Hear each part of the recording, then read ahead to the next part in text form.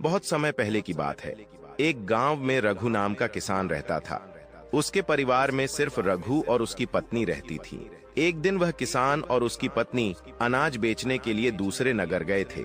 जब वह अनाज बेचकर दूसरे नगर से अपने नगर आ रहे थे, दोनों अनजान शहर में एक सुनसान रास्ते से जा रहे थे।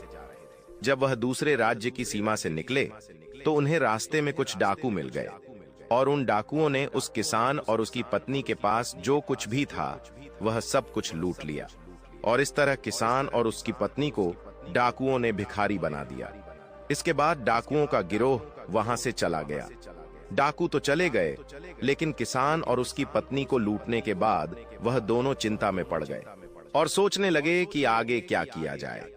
एक तो अनजान शहर, और अनजान शहर में दोनों का बुरा हाल था, क्योंकि अनजान शहर में पैसा ही सब कुछ होता है।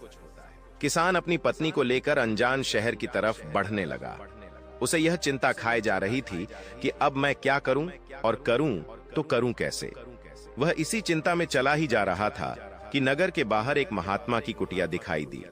वह किसान अपनी पत्नी को लेकर कुटिया की तरफ चल दिया। जब वह कुटिया के पास पहुंचा तो उसे वहां पर एक महात्मा मिले, जो एक चबूतरे पर बैठे हुए अपने शिष्यों को प्रवचन दे रहे थे।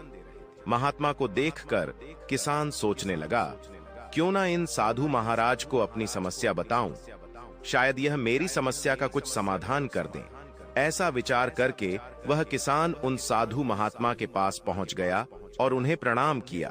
फिर बहुत ही विनम्र स्वर में उसने अपनी समस्या उन महात्मा को बताई और कहने लगा, महाराज, यदि किसी तरह आप मेरी पत्नी को किसी सेठ के पास गिरवी रखवाकर मुझे कुछ पैसे दिलवा दें तो आपकी बड़ी कृपा होगी।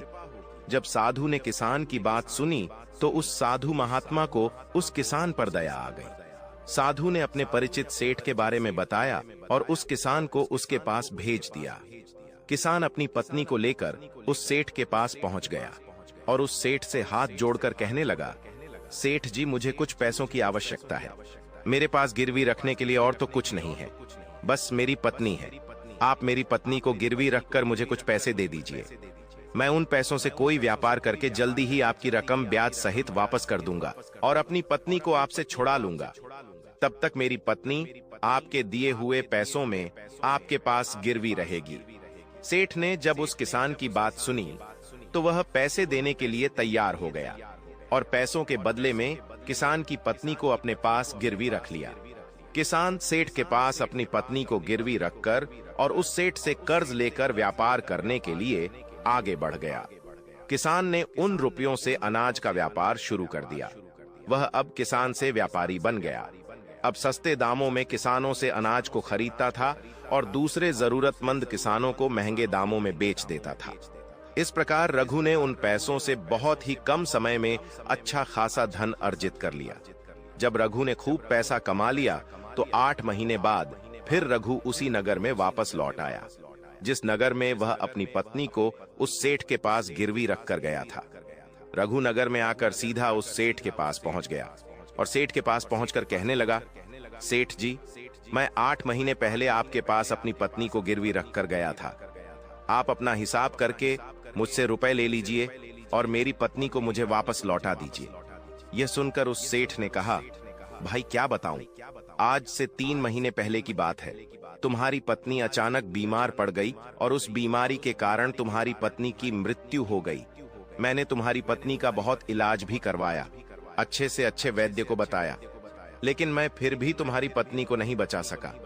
रघु ने जब उस सेठ के मुंह से यह सुना तो रघु यह सुनकर बड़ा दुखी हुआ। फिर थोड़ा धीरज रखकर उस सेठ से बोला, सेठ जी, जो होना था वह तो हो चुका है। शायद मेरे नसीब में ही ऐसा लिखा हुआ था। वह मेरे साथ रहती तब भी आयु पूरी होने पर उसे मरना ही पड़ता। होनी को कौन टाल सकता है। फिर भी आप अपने पैसे मुझसे ले लीजिए, ताकि मुझे इस बात का संतोष हो जाए कि मैंने अपना कर्ज चुका दिया और मैंने आपका कर्ज चुकाकर अपनी पत्नी को गिरवी रखने के कलंक से खुद को बचा लिया। रघु की बात सुनकर वह सेठ बोला, नहीं भाई, अब मैं तुझसे वह पैसे कैसे ले सकता हूँ। जब मैं तुम्हारी अमानत ही तुम्हें नहीं लौटा सकता तो अपना कर्ज वापस लेने का मुझे कोई हक नहीं है। रघु ने बार बार सेठ से अपना कर्ज वापस लेने का आग्रह किया, परंतु सेठ नहीं माना। उदास भाव से रघु जब वहां से निकला तो रास्ते में फिर उसी स्थान पर पहुंच गया जहां पर वह उन साधु महात्मा से पहली बार मिला था। हमेशा की तरह साधु महात्मा अपने चबूतरे पर बैठे हुए अपने शिष्यों को प्रवचन सुना रहे थे। रघु भी मन की शांति के लिए वहीं पर जाकर बैठ गया और महात्मा के प्रवचन सुनने लगा। साधु महात्मा ने जब रघु को देखा तो साधु महात्मा उसे पहचान गए और उसका हालचाल पूछने लगे। रघु ने पूरा घटनाक्रम उन साधु महात्मा को बता दिया। वह साधु एक सिद्ध महात्मा थे। रघु की बात सुनकर उस साधु ने कहा, भाई, उस सेठ ने तेरे साथ धोखा किया है। तेरी पत्नी निश्चित रूप से जीवित है। भाई, तेरी पत्नी को या तो उस सेठ ने अपने घर में छुपा लिया है या फिर उस सेठ ने तेरी पत्नी को अपने किसी परिचित के यहाँ दूर किसी जगह पर भेज दिया है। अब तू ऐसा कर, यहाँ के राजा के पास चला जा और राजा के दरबार में जाकर प्रार्थना करना कि राजा साहब मेरी पत्नी को सेठ से दिलवा दो, क्योंकि इस नगर का जो राजा है वह बहुत ही बुद्धिमान व्यक्ति है। वह निश्चित ही तेरी पत्नी को उस सेठ पर जोर डालकर तुझे दिलवा देगा। उसके दरबार में ही तुम्हारा फैसला होगा। जब रघु ने उस साधु महात्मा की बातों को सुना तो रघु उस साधु महात्मा की बात मानकर राजा के दरबार में जाने के लिए चल दिया। रघु राजा के दरबार में पहुंच गया और राजा के दरबार में पहुंचकर राजा से गुहार लगाने लगा कि महाराज, मेरी पत्नी को सेठ से मुझे दिलवा दीजिए। महाराज, मैंने सेठ के कुछ धन उधार लिया था। बदले में अपनी पत्नी को सेठ के पास गिरवी रख कर गया था। जब मैं धन लेकर अपनी पत्नी को उस सेठ के पास लेने गया तो वह कह रहा है कि उसका देहांत हो गया है। वह झूठ बोल रहा है।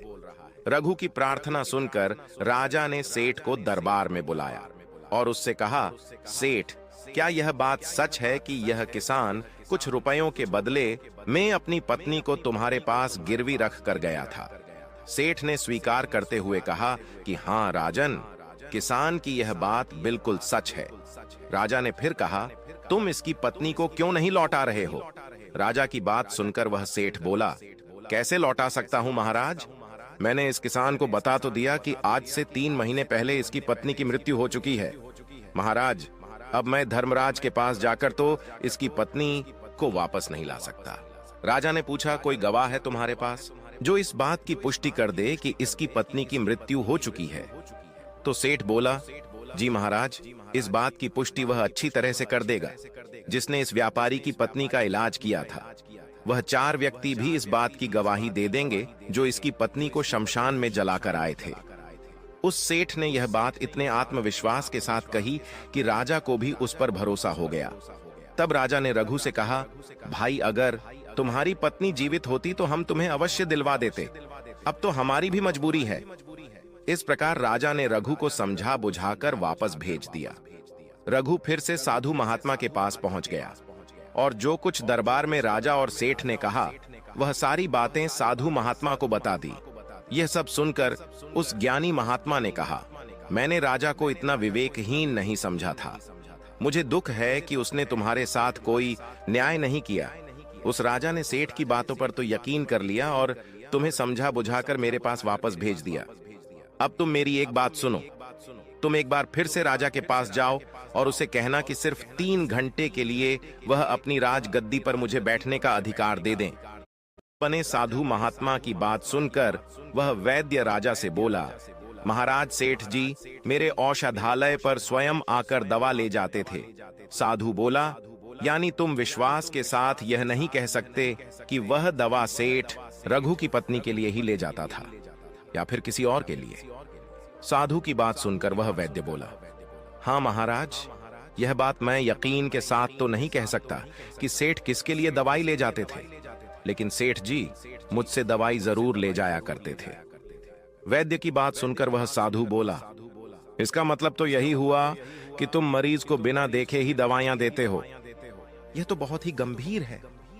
तुम दवा के स्थान पर किसी को जहर भी तो दे सकते हो, और हो सकता है तुम्हारे द्वारा दिए हुए जहर से ही रघु की पत्नी की मृत्यु हुई हो। उस साधु की यह बातें सुनकर वैद्य का चेहरा डर के मारे पीला पड़ने लगा और वह भयभीत स्वर में बोला, नहीं हुजूर, ऐसा हरगिज नहीं हो सकता। मैं अपने किसी मरीज को दवा के बदले भला जहर क्यों दूंगा?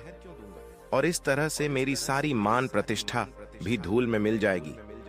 वैद्य की बात सुनकर वह साधु महात्मा बोले, अब तो तुम ऐसा ही कहोगे। मैं तुम्हें अपने कर्तव्य के प्रति लापरवाही करने के और एक मरीज के जीवन से खिलवाड़ करने के अपराध में 50 कोड़े लगाने का आदेश देने जा रहा हूं। इसके साथ ही तुम्हारा मुंह काला करके सारे नगर में तुम्हें घुमाया भी जाएगा। हवा निकल गई। अब तुम बताओ कि किसी की इच्छा के विपरीत किसी की पत्नी को जबरदस्ती घर में रखना और अमानत में खयानात के अपराध में तुम कौन सी सजा पाना पसंद करोगे? साधु महात्मा सुनकर सेठ का चेहरा एकदम से सफेद पड़ गया।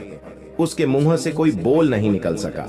राजा बने साधु ने कहा, सेठ, इससे पहले कि मैं तुम्हें 10 साल का कठोर कारावास की सजा दे दूं, अभी भी समय है कि तुम इस रघु किसान की पत्नी को दरबार में हाजिर कर दो। सजा के डर से सेठ ने तुरंत अपने सेवकों को अपने घर भेजा और सेवकों को घर भेजकर रघु की पत्नी को दरबार में प्रस्तुत कर दिया। साधु ने सेठ से लेकर रघु को उसकी पत्नी सौंप दी और सेठ कि आज के समय में किसी का कुछ नहीं पता, कौन कब और किसके साथ दगा कर दे। साधु महात्मा की बात सुनकर रघु और राजा को भी समझ आ गई। दोस्तों, आपने आज के इस वीडियो से क्या सीखा वह मुझे आप कमेंट में बता सकते हैं।